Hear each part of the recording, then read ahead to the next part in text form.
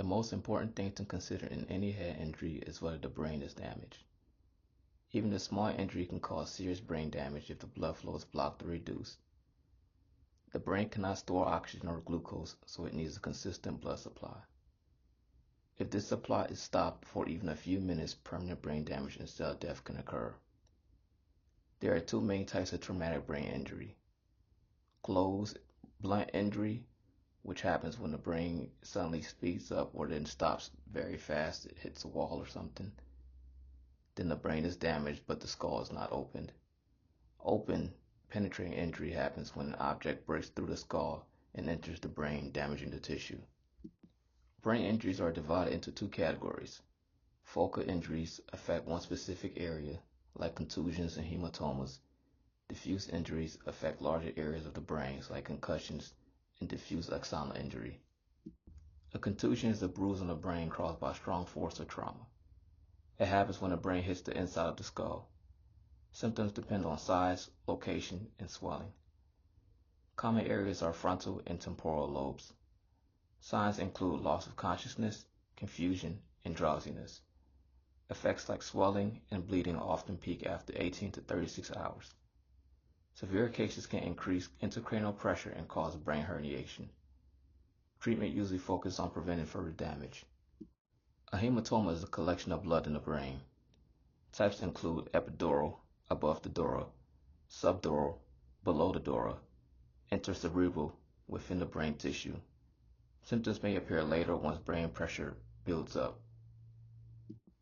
Epidural hematoma is caused by bleeding between the skull and the dura, often from artery damage.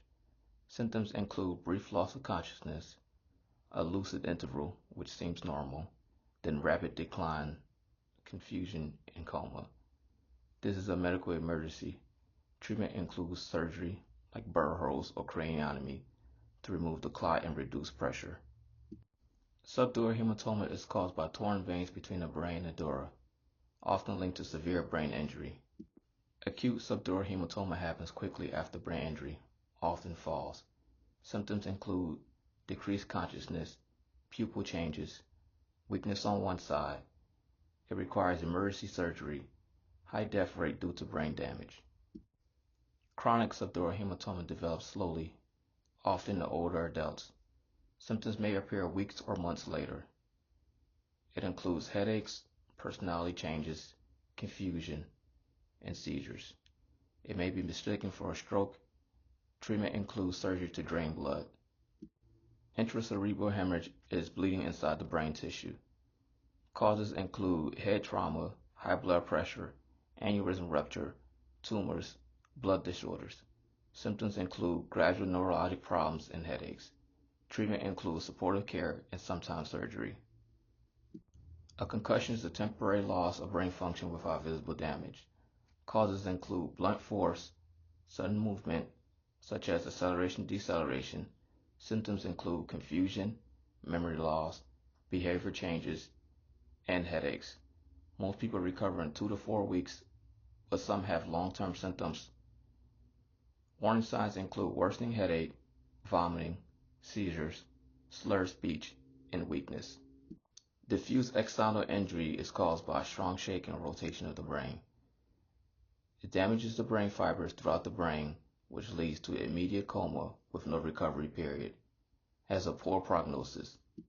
Medical management includes diagnosis using physical exams, CT scans, and MRI. It is safe to assume neck injury until proven otherwise. Keep head and neck stable during transport. Treatment of increased intracranial pressure and cerebral edema includes maintaining blood flow and oxygen, preventing swelling and low blood pressure, and avoiding secondary brain injury. Supportive care includes breathing support such as ventilator, seizure prevention, fluids and nutrition, pain and anxiety control. Medications include sedatives like Ativan and Propofol, commonly used for ventilated patients. Signs of brain death include coma, no brainstem reflexes, no breathing, and tests like EEG may confirm it. Patients may become organ donors if they have brain death. Assessment: ask how and when the injury happened. Check for unconsciousness or memory loss. Use the Glasgow Coma Scale. The Glasgow Coma Scale ranges from 3 to 15 based on eyes opening, verbal response, motor response. 3 equals severe condition, 15 equals normal.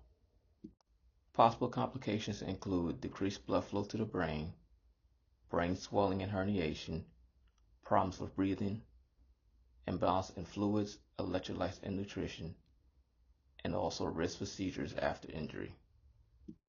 The goals for the patients are keep the airway open and clear, maintain enough blood flow to the brain, keep fluid and electrolyte balance normal, provide enough nutrition, prevent further secondary brain injury, maintain normal body temperature, protect skin from damage, help the patient cope emotionally, prevent sleep problems, support the family, help the patient learn about recovery, and avoid complications. One of the most important goals is to keep the airway open. The brain is very sensitive to low oxygen, and damage can get worse if brain oxygen levels decrease. Treatment focuses on keeping oxygen levels normal. A blocked airway can cause carbon dioxide to build up, which increases intracranial pressure. For patients with breathing tubes, suctioning is done carefully because coughing can increase ICP. Patients with severe brain injury are usually cared for in the ICU for close monitoring. Monitoring may include heart monitoring, oxygen level checks, blood pressure monitoring, carbon dioxide monitoring, and temperature checks. Vital signs are checked often, and all neurological changes must be recorded. The Glasgow Coma Scale is used to check consciousness. Scores range from 3 to 15.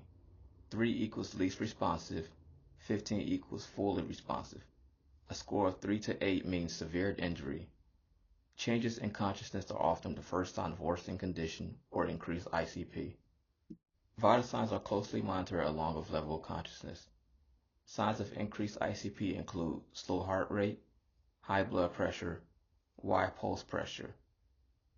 As pressure increases, breathing may become fast. Blood pressure may drop later, pulse may slow more. Sudden changes in vital signs are very serious. Temperature is also important. Both low and high temperature can harm the brain. Other signs include fast heart rate and low blood pressure, which may mean bleeding elsewhere. High fever may increase brain damage. Motor function is checked often by watching movement, asking the patient to move arms and legs, comparing strength on both sides. Tests include hand grip strength, pushing feet against resistance.